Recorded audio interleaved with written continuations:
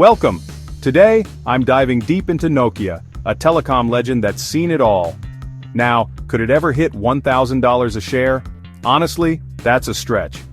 But there's a reason dividend seekers have their eyes glued to this stock, and I'm breaking down what you need to know: the good, the risky, and what could be coming next.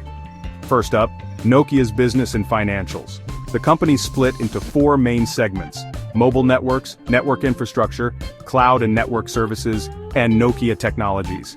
In 2024, revenue was $20.80 billion, down nearly 14% from last year. But here's a bright spot. Net profit margin actually jumped from 4% to 6.3%. Gross margin hit 42% thanks to better product mixes and cutting down on indirect costs. Nokia is sitting on a hefty 4.9 billion euros net cash pile, so 7.6 billion euros in cash versus 5.7 billion euros in debt. That's enough flexibility for dividends and even acquisitions like Infinera. Now, strengths. Nokia's massive patent portfolio, especially in 5G, is a goldmine, pulling in 1.1 billion euros in operating profit from its technologies division alone. Network infrastructure is growing, up 9% in 2024, thanks to 5G rollouts and surging demand for optical networks. Partnerships with giants like Microsoft plus new AI-powered data center solutions show Nokia is not just resting on old glory. And for dividend seekers, a 3.5% yield is nothing to sneeze at. But there are real risks. Competition from Ericsson and Huawei is fierce, and mobile network sales slid 13% last year. Trade tariffs and a weaker dollar could slice 50 euros, 80 million from profits in 2025.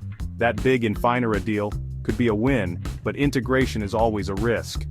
Nokia's return on equity trails the competition at just 5.8%, and its PE ratio of 20x is higher than Ericsson's, so it's not a bargain bin buy.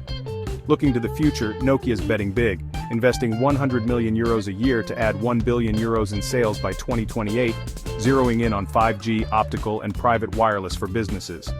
Analysts predict a 6.14% compound growth rate by 2030 if momentum holds. And by 2040, 6G and quantum tech could totally shake up the game.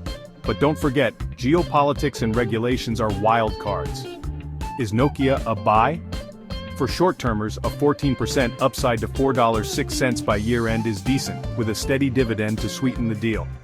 For the patient, Nokia's 5G and optical network potential could reward you, but you'll need to ride out some rough cycles. Compared to the S&P 500, Nokia is less volatile, so it's a solid defensive play.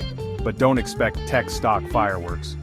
Bottom line, Nokia won't hit $1,000 soon, but its cash, 5G growth, and dividends make it worth a look. Like and subscribe for more stock deep dives, and let me know what you think about Nokia in the comments.